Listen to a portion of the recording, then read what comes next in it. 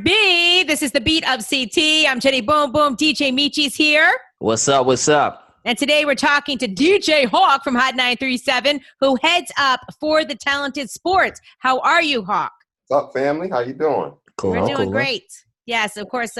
We haven't seen each other because of COVID-19, but we do miss you, Hawk. Yeah. Yeah, the feeling's mutual. You know, it's tough not being around the station and seeing all y'all faces and stuff. You know, Yeah.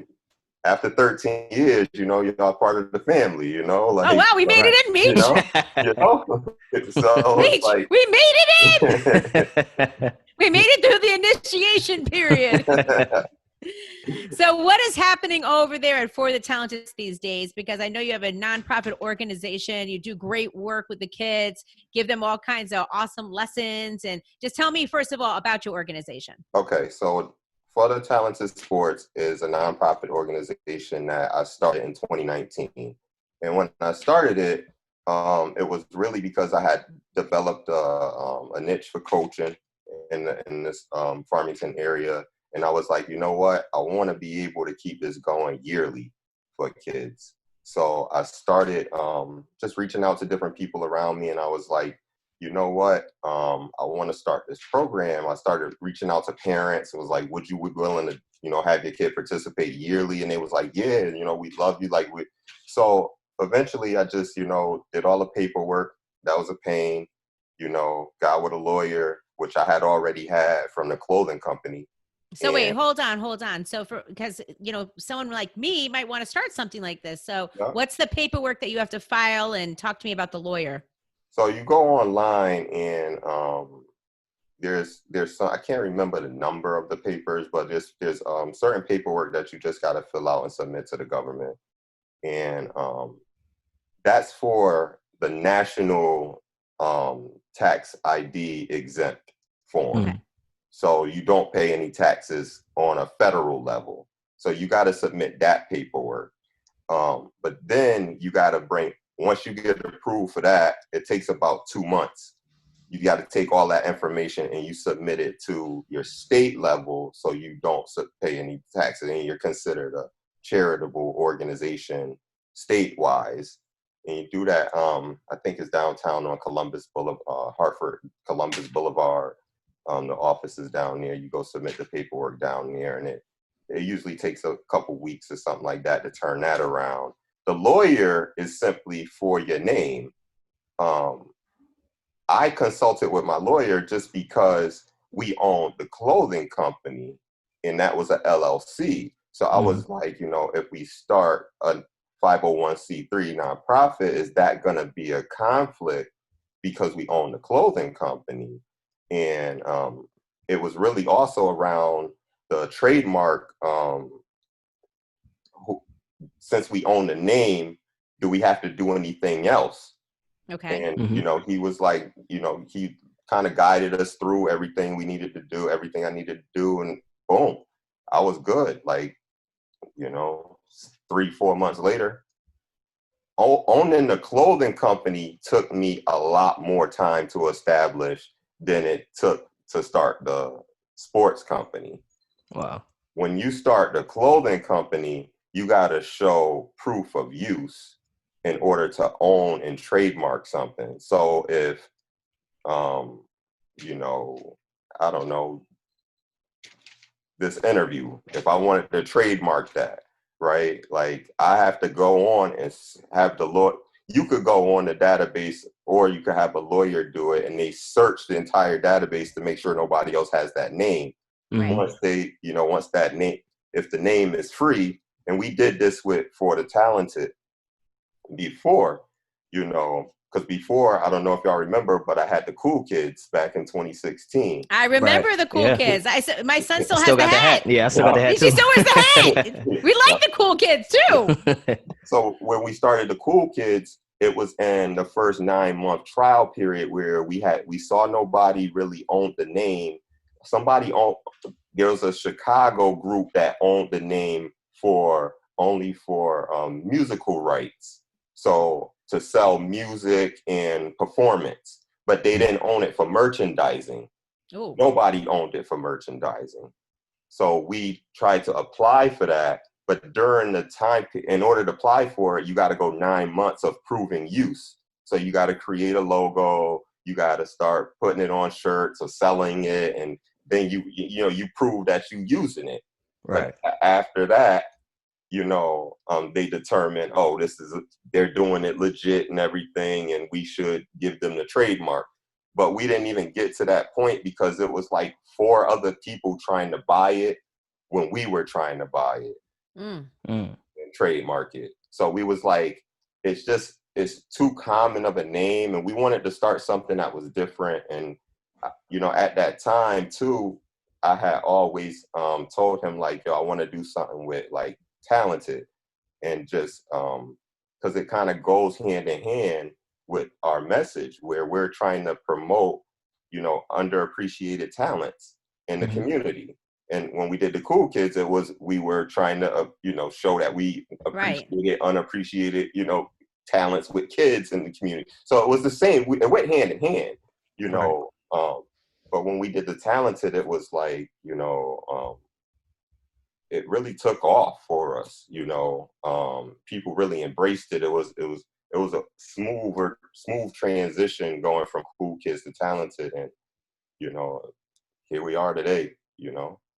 So where do you go from? You have the clothing company, and this is something that you're promoting. So how did you? I know you mentioned earlier the parents liked you. Everybody thought you were a hero. I think you said. I don't know. I think that was your ego getting in the way when you said that. But no, I'm just saying, like, how did you go from there to be like, okay, now we're going to start this basketball league? Right. So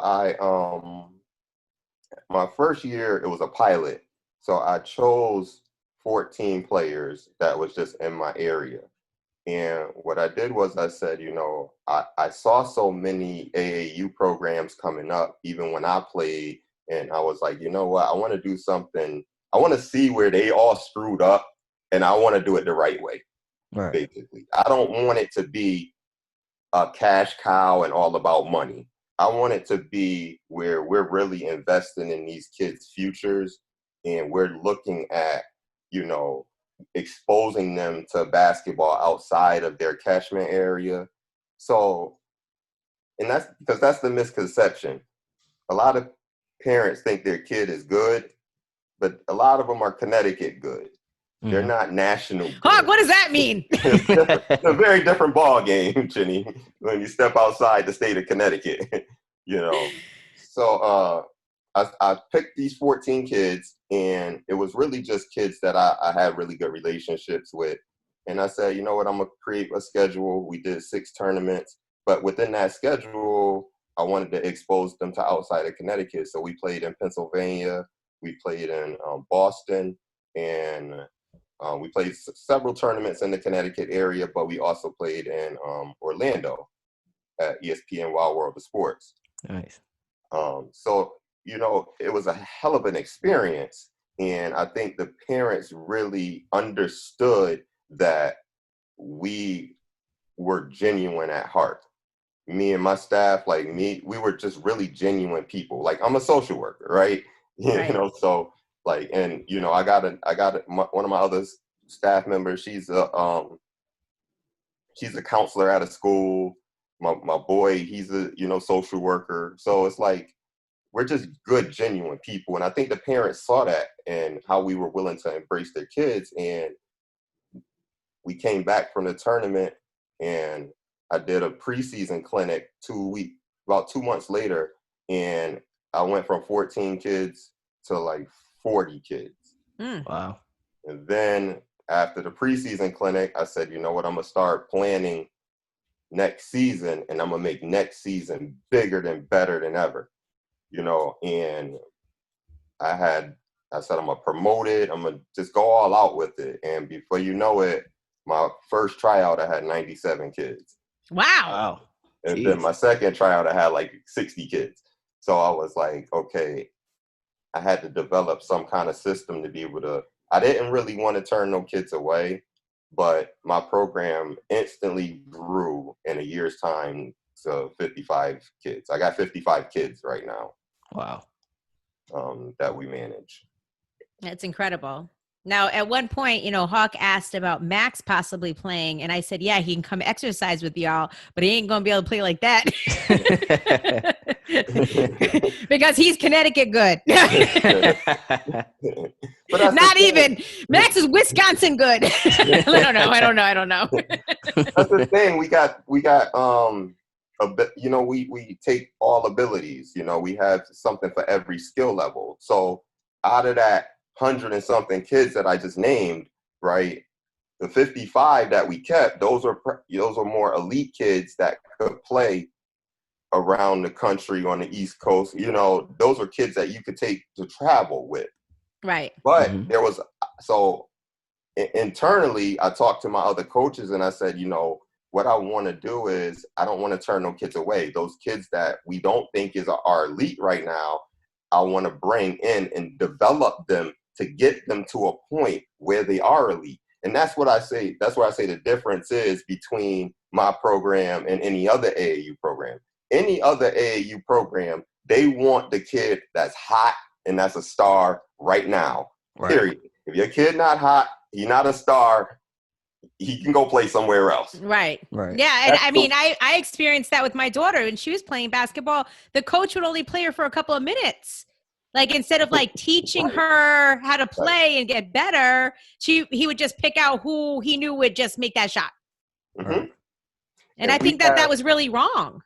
It is, because, we focus on development, right? Versus taking that star and trying to win the tournament. We focused on, like, don't get me wrong, we got our more elite teams that we enter and try and win tournaments, but there's a lot of focus on us in trying to develop those next stars to be able to get to a point. It's like I wanted an internal, and I hate using this word, but kind of like an internal, like how the baseball do a farm system where they have their people, because it does a lot for that kid also. It still makes that kid feel connected to something, right? It makes them look forward to coming to something every week and being involved in something. It makes that kid have connections with more people, right? Being around other teammates and stuff, and feel like, damn, I'm not the only one that's not maybe good enough to play there, but I could work to get there one day, right? Yeah. And they didn't turn their back on me, right? So all of those points just mean a lot to me, and that's what I told my people, like, this is how we're going to structure our system. I think that's beautiful. Yeah, that's amazing. That's just lovely. Like, I didn't want to turn my back on any kids. So we do have an internal system where we keep a rotation of kids. And at any given time, we could pull that kid and say, hey, do you want to, we're down some players on the elite team. Can you come play on this tournament? And that's always exciting. Absolutely. What does that do for that kid's confidence? Right. When he now goes back and he's working, now he knows what it's like. He knows what it's to work towards to get to that point. He knows what he knows what it feels like to play in that kind of a tournament. You know? So it's a good start, but I have so many other pieces that are beginning to unveil with it, So one of the things that I will probably launch at the end of this year is an internal mentoring system. So it's basically like us I have a sheet load of different members, people who are in the community that are doing big and promising things, right? Excellent role models, people like, yourself, Meechie, right? And the role models? and I'm confused. I am. And what I'm trying to do, Jenny and Meech, is look at kids and prepare them for the next level. So when we have that 16-year-old kid and he tells me, yeah, I want to be in radio one day, or I want to do something with music one day. Oh, do you really? Guess what? I'm going to pair you with this mentor. Her name is Jenny Boom Boom. And guess what? You guys can begin to have conversations, right, about what it's really like. And you'll be able to really see if that's something you really want to do. I have I lawyers, think that's a great idea. Yeah. and because you know why? Because it doesn't just focus strictly on basketball. It's Right. not only about basketball for us, right? It's a community. It is a, a very minute percentage of our kids will probably go on to play college basketball, right? And it's not because we're less of breeding any kid, right? Like, or it's just that that's the way the system works. It's just extremely hard to play at that level, Right. right? Yeah. But it doesn't mean we can't help set you up for success in the future of what you may really want to do.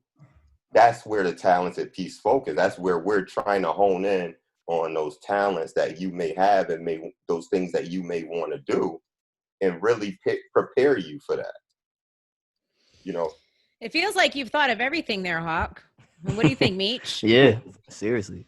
I think this is just a wonderful thing that you're doing. And honestly, we're friends and I knew about For the Talented, but now that you broke it down, I understand it so much more clearly as to what you're doing. So what's the age group as far as getting involved with For the Talented? we start at 7, Okay. right around second grade, and then we go all the way up through high school Wow. to 18.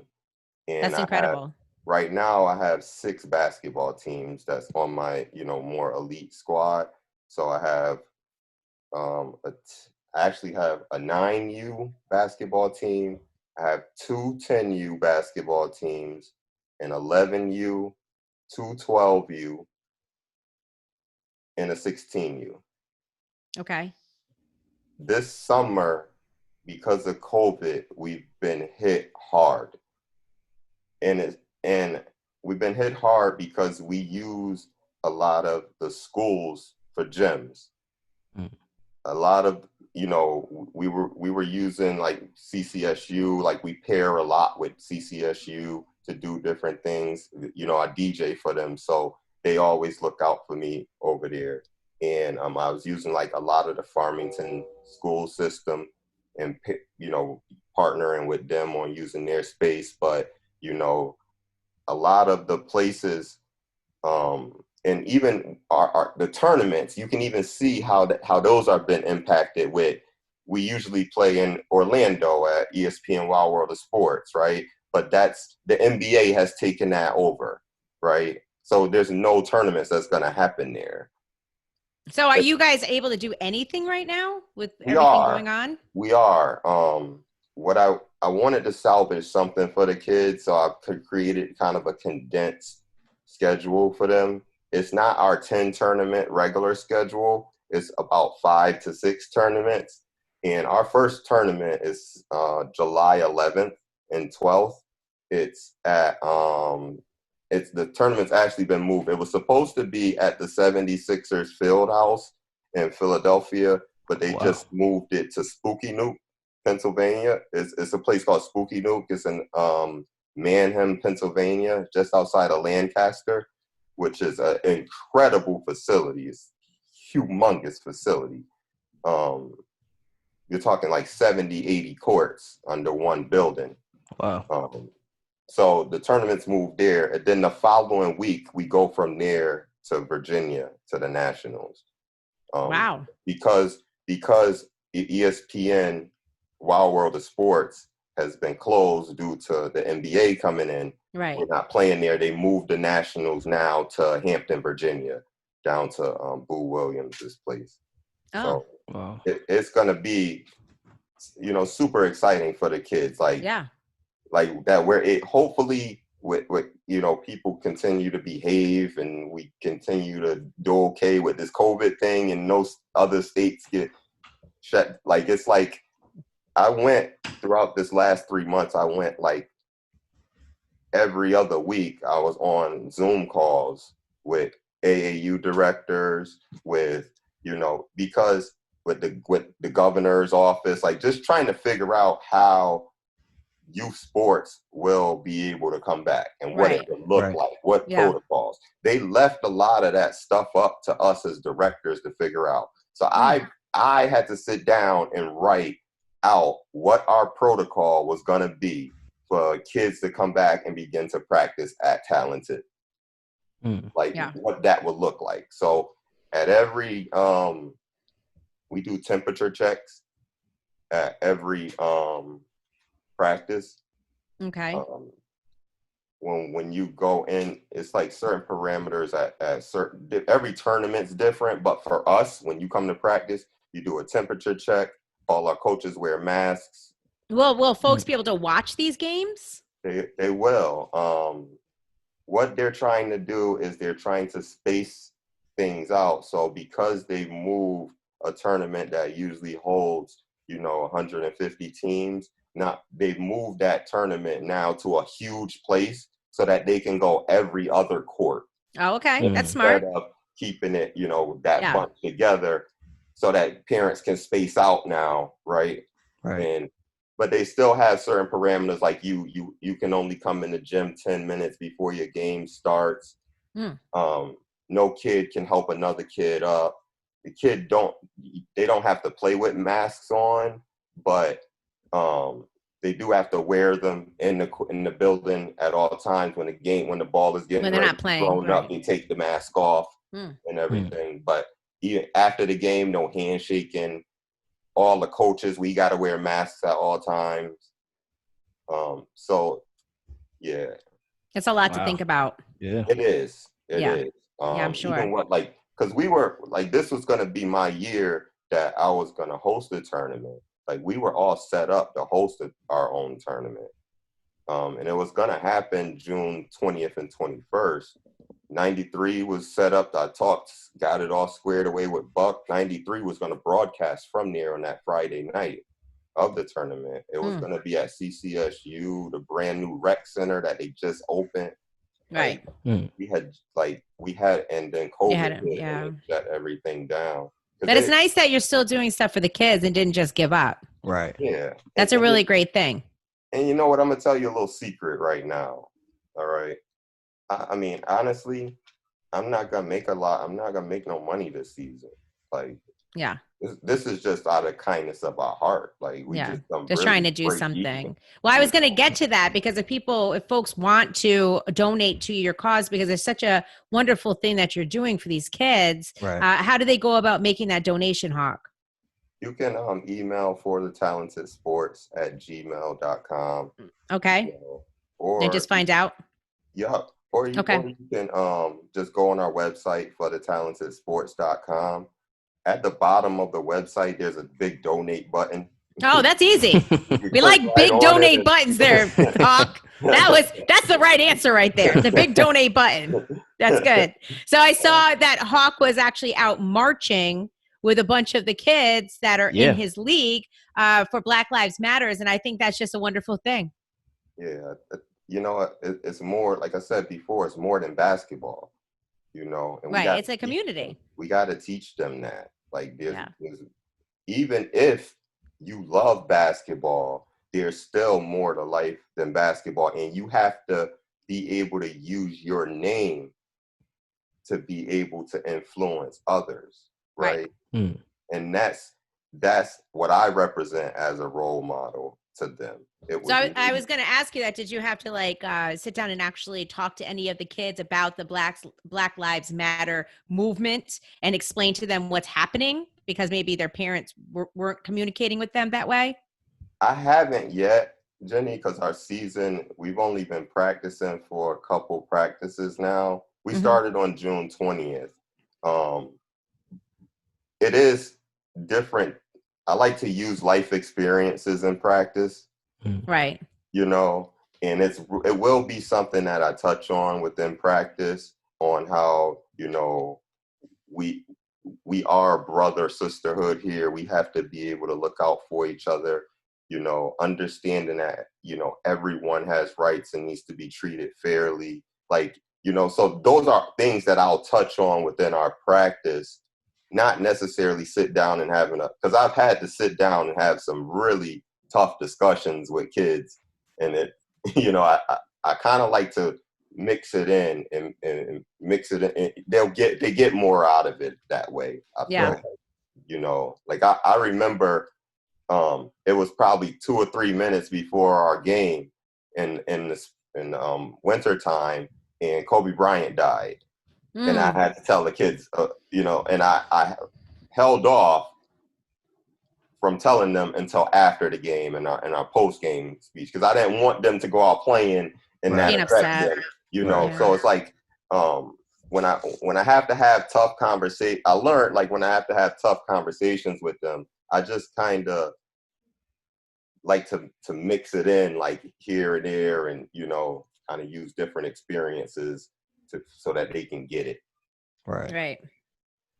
Well, I mean, Meechie, I don't know if you have any more questions, but honestly, this sounds like an amazing experience here, Hawk. Hawk got it. He got it down packed. He really does. Every question I had, he was just answering it all. But Hawk, I want to say that I'm really looking up to you, because a lot of folks start things and they don't finish it, or want to do something and they don't act on it. And you did do that when you really didn't have to. You did it, and you're really making a big difference in a lot of kids' lives. Yeah. I think it's just amazing how things come full circle in people's lives. Like, for me, if it wasn't for basketball, I wouldn't have any of the things that I probably have in life. Right. I was able to intern at 93 because I played basketball at a college, and that was, I wanted to intern as a class, right? So I probably wouldn't even know you guys if I didn't have that opportunity. So, having it all come back and have it be right in front of my face, saying, like, I love basketball. I love grassroots stuff. I love starting stuff from the ground up and just seeing it bloom. And I wanted something that was going to last longer than DJ Hawk, Like, Other Talented Sports will be, it can run forever. It just may not be me sitting in the CEO chair. Like, it'd be somebody else. But, I wanted something that was going to go way further than my DJ career, way further than clothing. And, that's kind of how I saw it. And that's, like I said, that's only a piece of what we do. Like, the sports, when I look at my company, I want it to not compare to another AAU program. Like, I want people to compare my company to, like, a Disney. Like, where Disney has all these different facets of it, where they have mentoring, they have clothing, they have, they have sports, they have entertainment, right? And, like, all of these different things that, it's not just, sports, or it's not just merchandise, it's, Yeah. I think that's just spectacular. Yeah, that's amazing. We're on the verge of releasing this, trying to come up with this character. So you'll soon see that too. We're gonna release that, and who's this character? I don't know what you're talking about, like a cartoon character? Yeah, so we have a character that we're gonna hopefully be able to attach it to, like, because it's like when you think about Disney, you think about what? Mickey. Yeah. Right. Yeah. And that's how you connect it, So we feel like we needed a figure to be able to bring it all full circle, and that figure can express the different personalities of all the different companies and different things that we do, Nice. Well, you know what? We're all going to go to forthetalentedsports.com and hit the donation button. Yes, we are. Yeah, we're going to do that, and we're going to raise some money so these kids can continue to play basketball and travel. And next year, when hopefully everything gets back to normal, you can go and do everything you want to do. Hopefully. Yeah. I just got to say, I really appreciate you guys reaching out. And of course. I mean, I get it. I know we're family, and friends and stuff like that, but really, you ain't have to do this, and I just want to acknowledge that to the people watching this, well, we want the kids to be okay. Yeah. We want the kids to have good programs. Good programs can sometimes be hard to come by, and you're offering something really wonderful for the kids, and that's all that matters. Thank you. Yeah. Thank you. Well, Hawk, thank you so much. For the talentedsports.com, hit that donation button, and it's Hot 937.